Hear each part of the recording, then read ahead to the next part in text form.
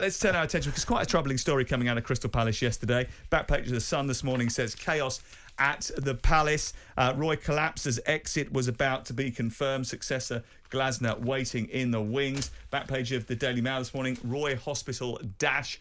It says Palace players distressed as Hodgson taken ill in training. As we understand it, and as was widely reported elsewhere, Oliver Glasner expected to become the new Crystal Palace manager, replacing Roy Hodgson. But the timeline certainly has been clouded, maybe accelerated because of events yesterday. Palace set to move Hodgson on earlier in the week after a run of just 4 wins in 18 league matches, a run that has seen them drop towards the relegation zone. But yesterday, during a training session, Roy suffered a medical incident and was taken to hospital. It was the second time this season that he has suffered an event like this. And now the prospect of changing manager at this time, the deal for which we understand had already been done, looks as if it will be completed with Roy moving aside on medical grounds. Now, firstly, our best wishes have to go to Roy, and we have heard actually that he is up and about and talking to people, which is good news, and was very soon afterwards and felt okay later in yesterday's afternoon. But how do you think this has all been handled? Because it leaked to the media on Wednesday night that they were about to make a change, and then Thursday there was this incident, and all of a sudden we're in a little bit of limbo with Crystal Palace. We are, and firstly, I mean, we have to say that Roy is almost a national treasure now, because of the time he's been around. You look at what he's done for his career. 6 decades he's been a manager, 4 different countries, 4 national team manager jobs. He speaks like 4 or 5 different languages. This is one of our finest ever managers. And so I can understand that it was a sincere appointment, that they felt that Roy still had it in him to take on this job. And I think maybe we're kind of seeing, maybe not in hindsight, because I remember saying at the time I was concerned that perhaps, they were taking advantage a little bit of Roy because of his enthusiasm. He was a youth team player at Palace many years ago. Didn't make the grade, and he had to go on his travels across the continents to get a reputation. In fact, his Malmo team played against Brian Clough's team in the European Cup all those years ago. So this is a top manager over many years, and I just feel the stress now has perhaps got to him a little bit too much. If you look at the record, Patrick Vieira sacked after no win in 12. This is 2 wins in 15.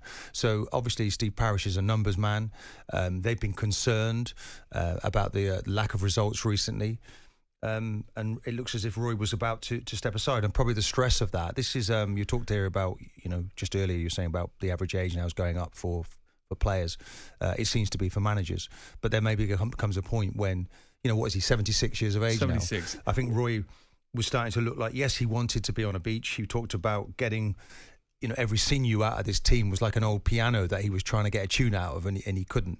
And I think maybe now he should be given the time to step away. Well, I still think Palace will be okay, but I understand what Steve Parish wanted. I think he had a difficult dilemma as to, should he stay or should he go? And I think maybe at the end of last season, once he secured their Premier League status, he should have gone. Well, it's interesting, isn't it? Because, first of all, none of us are medical experts. We don't know whether or not any of these incidents that has happened to Roy Hodgson has been caused by any sort of stress. We don't know if that's the case or it's something completely unrelated. We haven't got any information about that. We can only just assume. And that's dangerous sometimes in these circumstances.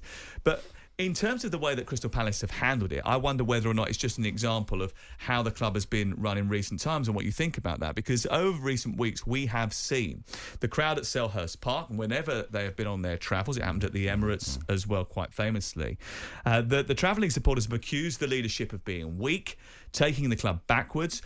Roy Hodgson, and listen, we have butted heads this season over certain interviews. I'm not the only one that he's glared at during an interview this season, as he's become a little bit tetchier and a little bit more frustrated, not only with the performances and the results, but with the way the game is going. He's got a particular bugbear at this moment in time, and he won't mind me sharing this, with the changes to the laws on handball, the changes to the way that assistant managers can behave in the technical area, and the interference of the VAR, which he is not happy with at this moment in time. He believes that the game's being second referee, but that's a different issue. But he has got pretty frustrated with that as well this campaign.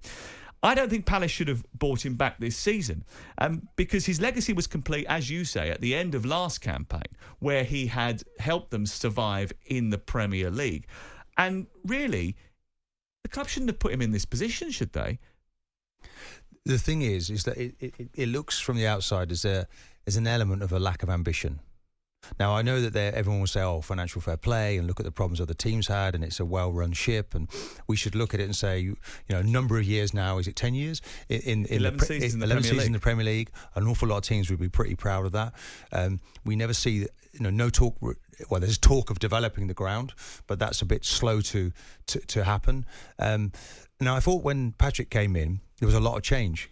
Gay comes into the defence, Anderson, Elise arrived at the football club, and they don't seem to have built upon that. And it was a bit like Dad's Army before that.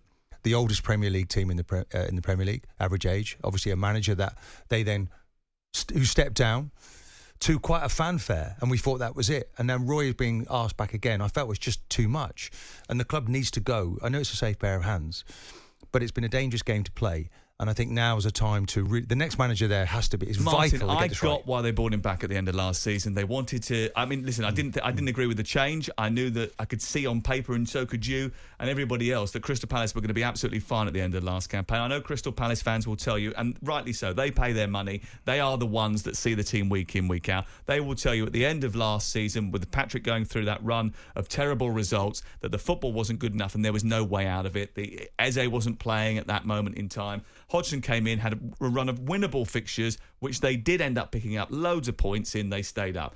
That should have been it. Because in the summer, they had the opportunity to appoint any number of managers, but they went back to Roy Hodgson. They did so on the 4th of July. So it wasn't even as if that was their plan from when they brought him in at the end of last campaign to see them through that difficult period. They could have considered somebody else. Gary O'Neill was available during the course of that summer. Oliver Glasner, who now is linked with the position and is expected to take over as the manager, was free and able to take over at that juncture as well. He was out of work after leaving Eintracht Frankfurt in May 2023. So you just worry about what is going on in the boardroom at Crystal Palace. Is there a power struggle here? I think Steve Parish really is failed. Is there paralysed? I think when he gets young, I think he's had a couple of young managers in there that he hasn't really felt of the kind of the real deal, and he wants somebody in there with that experience. Of course, now he's going with this Oliver Glasner as... I don't know how experienced he is. It has to be a gut instinct, but that's what you're there for. You're there to make these calculated decisions. Well, this is the guy who's won the Europa League with Eintracht Frankfurt. He did so recently, previously managed Wolfsburg. Well, it comes with a decent CV, but he's not managed in the Premier League, has he? So, there's an element of a gamble there, and they've not wanted to take that. But it was obviously, in the end, it looked as if it was just about to happen. And it's just probably the way that the stress of it all, Roy being asked to maybe speak to the press, and after that session, it's all become too much for him. So now Roy needs protecting. And Palace need to get some points on the board and start picking up, because it's a bit of a crisis there right now. Is it disrespectful the way they've treated Roy Hodgson? No, because, look, Roy's not doing anything he doesn't want to do. He loves the job, doesn't he? It's just that he has to be protected from himself. But you knew, and we all knew, that there was a possibility that you could damage the guy's legacy if you brought him back this year and asked him to do the job. I don't think he's done that. I think it's more about health reasons. Okay, but they haven't handled his... All right, the departure this week hasn't been handled in the right way, has it? Look, they have not acted quick enough. That's as simple as that. They should have got this manager in much sooner to protect Roy and to protect the position that they're in. And they've gone, get 2 wins in 15? That is really kind of worrying at the moment, and they're shipping goals for fun.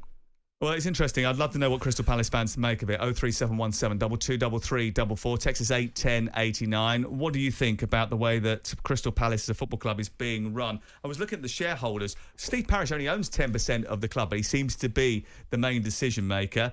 John Texter owns 45%. Is there a sort of butting of heads as far as they're concerned in the boardroom? And is that what's causing the paralysis in terms of decision making at that football club? Jim White and Simon Jordan.